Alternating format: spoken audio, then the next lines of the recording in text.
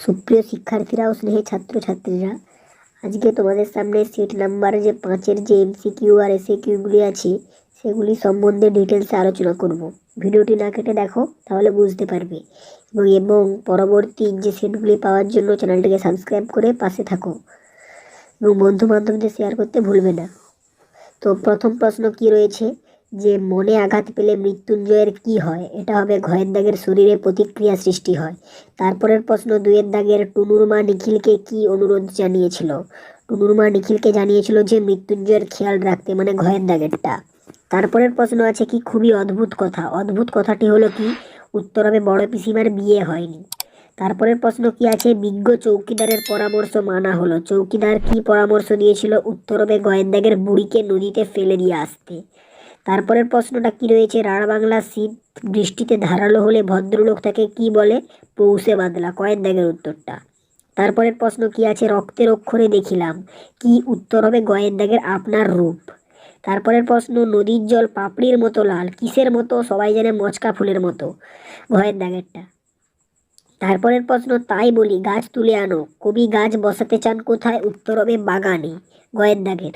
তারপরের প্রশ্ন কি রয়েছে, ছিন্ন ভিন্ন দেহ পাওয়া গেছে যে মেয়েটির, সে কি হয়েছিল? উত্তর হবে ক্ষয়ের দাগের, নিখোঁজ হয়েছিল। তারপরের প্রশ্ন কি আছে, যে বাঙালিরা শুনি কাঁদুনে জাত, উক্তিটির বক্তা হলো কে?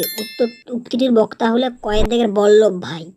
তারপরের প্রশ্ন, অথবা রজনীকান্ত বাবুর মতে অভিনেতা স্টেজ থেকে নামলে কি হবে? ঘয়ের দাগের অস্পৃশ্য ভাঁড়। তারপরের প্রশ্ন কি, হঠাৎ পেছন থেকে শোভাযাত্রীদের ক্ষীণ আওয়াজ শোনা যায়, কি হবে? কয়ের দাগের চাল চাই কাপড় চাই। তারপরের প্রশ্ন, যে 13টা ব্যাক্তিয়ারের সিনটি কোন নাটকে আছে? রিজিয়া নাটকে, ক্ষয়ের দাগের। তারপরের প্রশ্ন, বহুরূপী তখন লাটে উঠবে, বহুরূপী একটি কি? ওটা হবে ঘয়ের দাগের নাট্যগোষ্ঠী। তারপরের প্রশ্ন কি আছে, লাইফস বাট ওয়াকিং শ্যাডো এই সংলাপটি যে নাটকের, সেটি হলো কি? ম্যাকবেথ, মানে গয়ের দাগেরটা।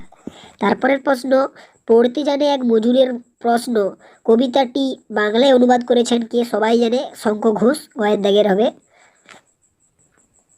তারপরের প্রশ্ন কি আছে, যে বলি কান্ধারীর মর্দানাকে ফিরিয়ে আনার জন্য কতবার করেছিলেন? বলি কান্ধারী মর্দানাকে ফিরিয়ে দিয়েছিলেন কতবার?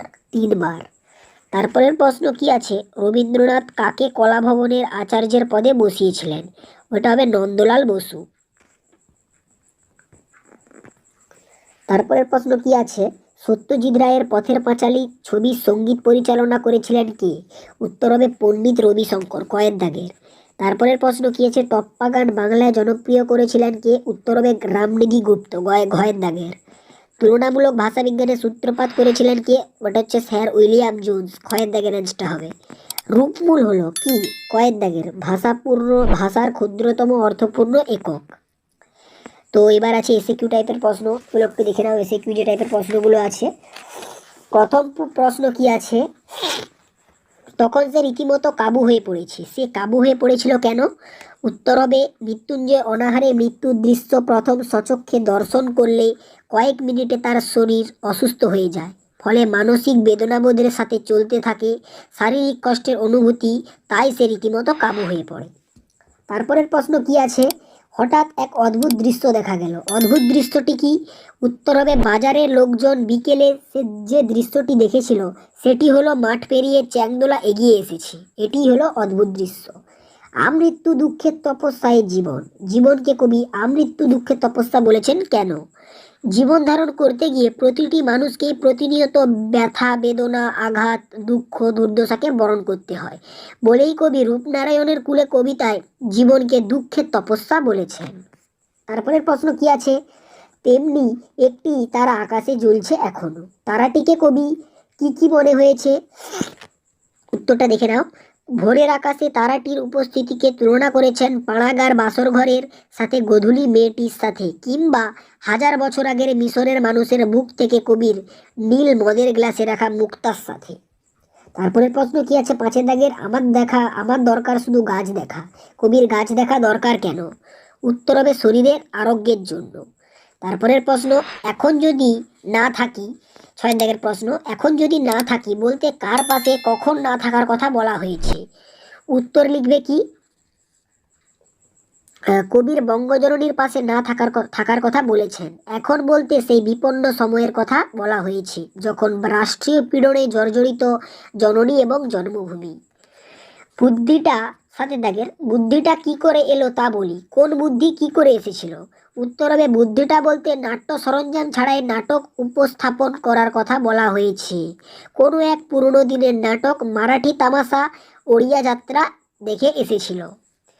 তারপরের প্রশ্ন, যে অমরকে না, আরেকটা আছে, অথবা আছে, এই তো জীবনে সত্য কালীনাথ, সত্যটি কি? যার প্রতিভা আছে বয়স তার প্রতিবন্ধক হয় না। তারপরের প্রশ্ন আছে, অমরকে হেড পণ্ডিত স্কুলে প্রমোশন দেননি কেন? এটা প্রায় প্রায় সেটাই আসছে, এটা হচ্ছে যে সে সংস্কৃতে 13 পেয়েছিল বলে। তারপরের প্রশ্ন, অথবা কিন্তু বিয়ে নৈব নৈব চ, কে কেন এমনটা ভেবেছিল? উত্তর হবে অভিনয়ে মুগ্ধ হয়ে বড় লোকের সুন্দরী এক মেয়ে